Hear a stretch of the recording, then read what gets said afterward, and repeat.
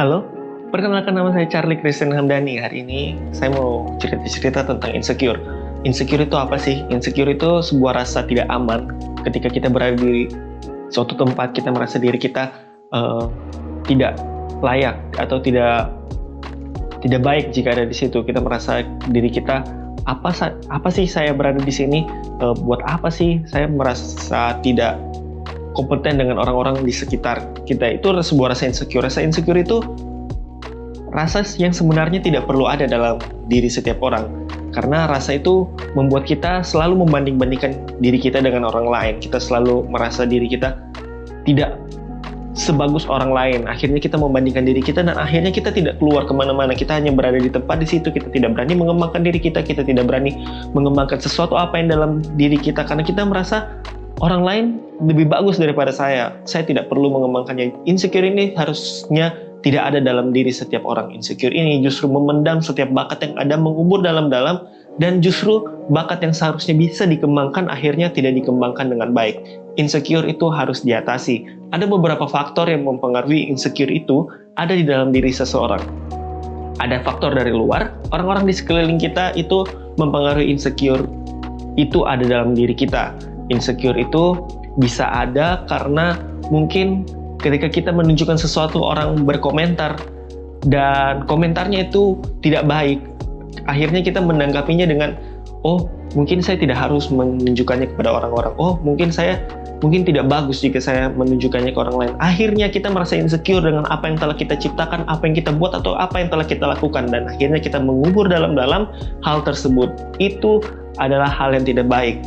Justru sebenarnya komentar orang dilakukan untuk membangun kita. Jangan komentar orang kita jadikan sesuatu yang orang tidak suka. Padahal sebenarnya komentar orang lain itu membangun diri kita. Tapi komentar dari orang yang mengatainya dengan jelek, komentar itu harus disertai dengan yang membangun. Komentar itu harus disertai dengan harusnya begini. Jangan bilang, itu jelek, itu tidak bagus. Itu komentar yang harus dihindari sebenarnya.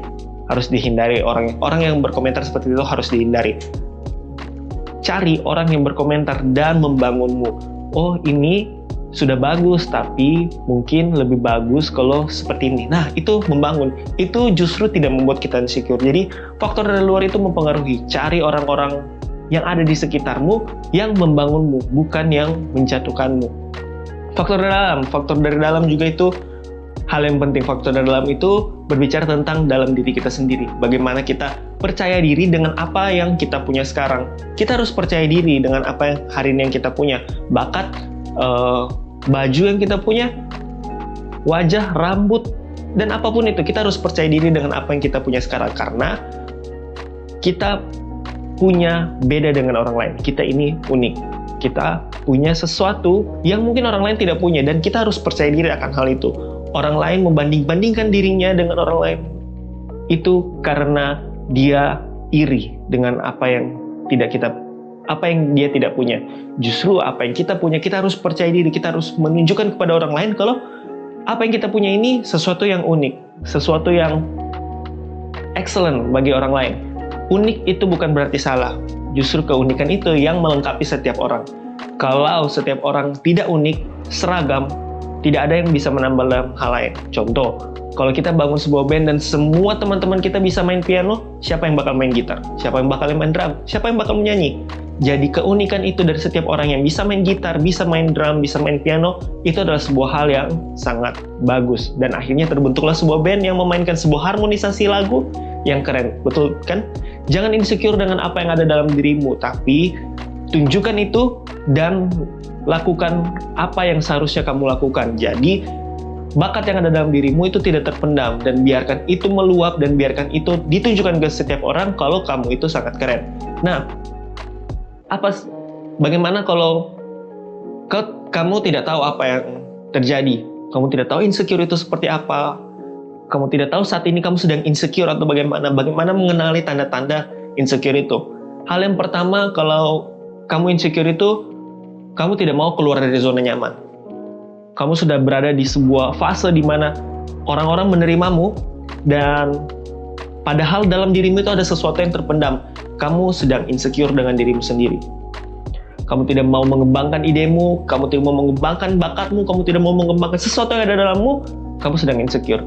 Karena kamu ketika dalam pikiranmu, ketika kamu melakukan mengembangkan itu, justru kamu takut akan ditolak orang. Kamu berada dalam satu zona nyaman yang membuat kamu tidak bertumbuh, tidak keluar dari kemana-mana, dan bakatmu itu tidak berkembang kemana-mana.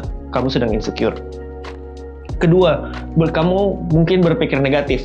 Sama seperti tadi, kamu tidak mau keluar dari zona nyaman karena kamu takut orang-orang, mungkin ketika saya melakukan A, nanti orang bilang, oh nanti kalau dia bilang kayak begini bagaimana? Oh nanti kalau dia komen kayak begini bagaimana? Kamu sedang insecure. Jangan pikirkan kata orang lain, tapi lakukan saja dahulu dan biarkan orang lain membangunmu. Karena kita ini adalah makhluk sosial, kita punya blind spot yang kita butuh orang lain. Jadi lakukan hal itu, jangan terlalu berpikir bagaimana pendapat orang lain. Karena keunikan itu, kembali lagi, keunikan itu hal yang wajar. Yang selanjutnya, kamu insecure kalau kamu suka membandingkan diri dengan orang lain. Itu adalah sebuah hal yang cukup tidak baik, karena kalau kita suka membandingkan diri dengan orang lain, justru kita merasa diri kita tidak sebagus dengan dia yang kita bandingkan. Tapi ada satu hal yang bagus dari suka membandingkan diri dengan orang lain, kalau diri kita termotivasi untuk lebih baik daripada dia. Jangan kita suka membandingkan dengan orang lain, wah rambutnya bagus, saya punya rambutnya pendek, saya tidak bagus. Akhirnya kita mengurung diri di rumah karena orang lain lebih keren daripada kita. Jangan.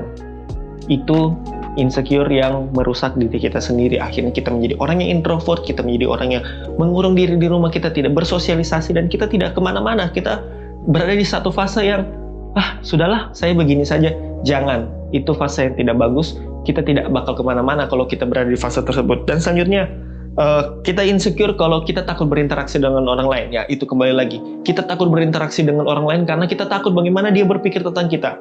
Kita mau menyapa dia, takutnya nanti dia, ngapain sih orang ini? Sapa-sapa, tidak jelas.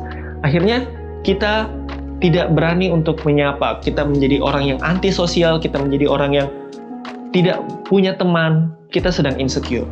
Itu adalah sebuah tanda dari sebuah insecure. Kita tidak berani menyapa orang lain karena kita takut orang berpikiran negatif tentang kita. Dan tanda yang terakhir itu kita merasa diri kita rendah.